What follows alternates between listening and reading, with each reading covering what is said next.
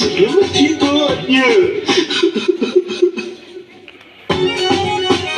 झाड़ू पोछो कयामा सॼा थाव बयामा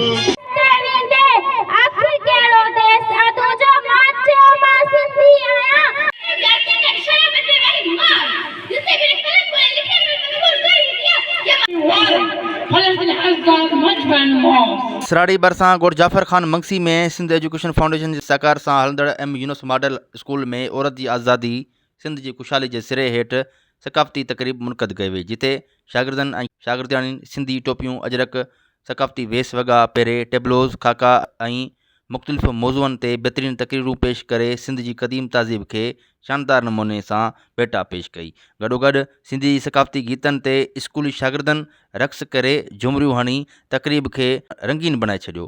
सक़ाफ़ती तक़रीब में ॻोठाणनि, उस्तादनि, शागिर्दनि ऐं शागिर्दियाणियुनि वॾे अंग में शिरकत कई। जाफ़र ख़ान मंगसी में जेको अॼु ही प्रोग्राम मुनक़द कयो वियो आहे, इहा आहे उस्तादनि जी महिनत।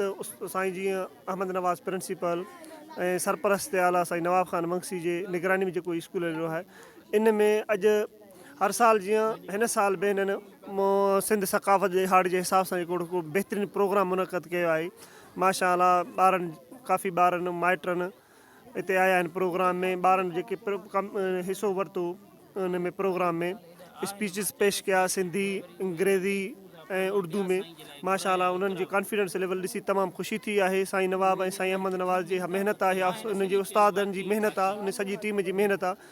ऐं असां बिलोंग रखूं था हिन इलाइक़े सां। हीअ असांजो स्कूल आहे, एम यूनुस मॉडल स्कूल आहे। इन में सिंध सक़ाफ़त हवाले सां सिंध टीवी वारनि जे तरफ़ां प्रोग्राम मुनक़द कयो वियो आहे।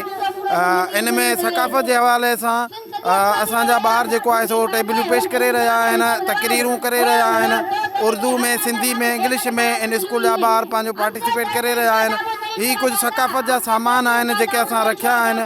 असांजी सिंध जी सक़ाफ़त जेको सिंधी तहज़ीब तमामु पुराणी तहज़ीब आहे, उनखे उजागर करण जे लाइ हर साल जीअं हिन साल बि असां जेको आहे सो पंहिंजे स्कूल में प्रोग्राम मुनक़द करायो आहे ऐं उन हवाले सां प्रोग्राम हले पियो थो।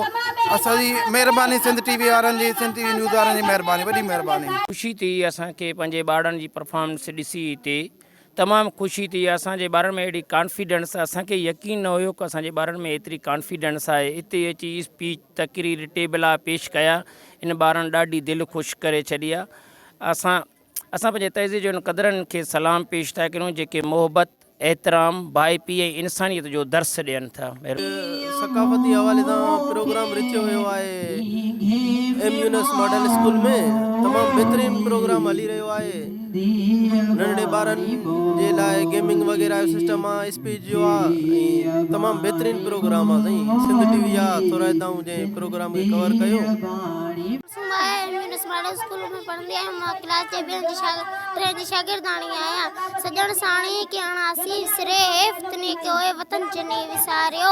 सक़ाफ़त दिलण खे मिलाइण जी ॾात आहे ऐं उन ॾात जो तोहफ़ो आहे जीअं सिंध कराया। मुंहिंजो स्कूल जो नालो एम यूनुस मॉडल स्कूल आहे ऐं ॿिए क्लास जी शागिर्दानी आहियां।